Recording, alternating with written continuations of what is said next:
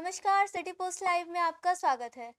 देश में खेती की रीढ़ मानी जाने वाली यूरिया खाद पर सरकार किसानों को भारी सब्सिडी देती है, लेकिन अब सरकारी सूत्रों से जो जानकारी सामने आई है वह चौंकाने वाली है। जानकारी के मुताबिक पहले एक बोरी यूरिया पर सरकार लगभग 2,900 रुपए की सब्सिडी देती थी, लेकिन अब यह राशि बढ़कर 4,500 रुपए प्रति बोरे तक पहुंच गई है। यानी किसान जिस यूरिया की बोरी को अपेक्षाकृत कम कीमत पर खरीद रहे हैं, उसकी असली लागत का बड़ा हिस्सा सरकार वहन कर रही है। लेकिन आखिर ऐसा क्यों हुआ?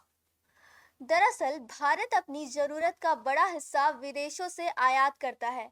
पिछले कुछ समय से पश्चिमी एशिया में बढ़ रहे तनाव, समुद्री मार्गों से बाधा और माल ढुलाई की बढ़ती लागत ने उर्वरकों की कीमत को प्रभावित किया है।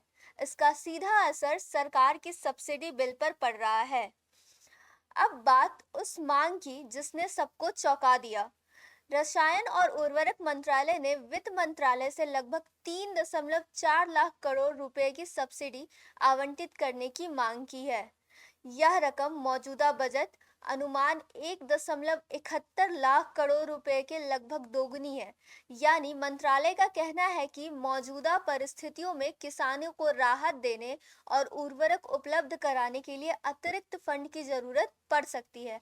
हालांकि अंतिम फैसला वित्त मंत्रालय को लेना है। अगर यह मांग स्वीकार होती है तो यह देश के सबसे बड़े सब्सिडी कार्यक्रमों में से एक बन सकता है। लेकिन किसानों के लिए इसका क्या मतलब है? किसानों के मन में सबसे बड़ा सवाल यही है कि क्या उन्हें खाद की कमी का सामना करना पड़ेगा, क्योंकि जून का महीना चल रहा है और खरीफ सीजन की बुआई शुरू हो चुकी है। धान, मक्का, सोयाबीन, अन्य फसलों की खेती के लिए इसी समय सबसे ज्यादा उर्वरक की जरूरत होती है।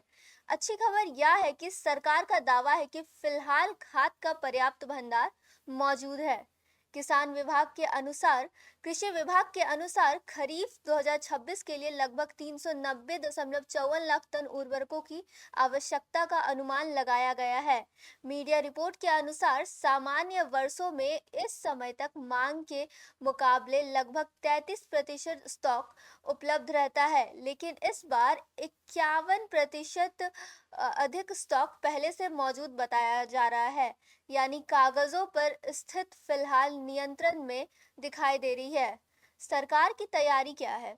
सरकार लगातार घरेलू उत्पाद बढ़ाने की कोशिश कर रही है ताकि आयात पर निर्भरता कम हो सके।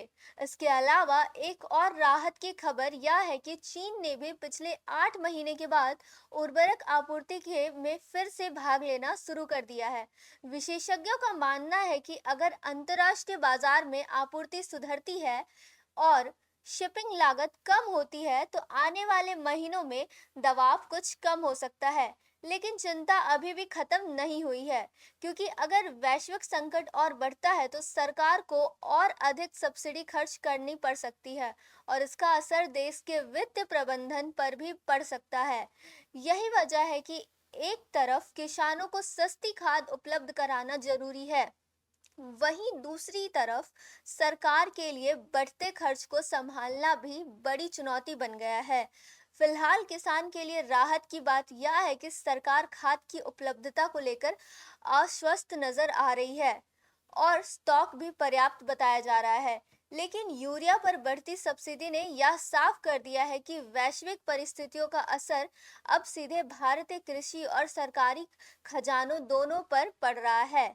अब सबकी नजर वित्त मंत्रालय के फैसले पर होगी कि क्या 3.4 लाख करोड़ रुपए की मांग को मंजूरी मिलती है या नहीं।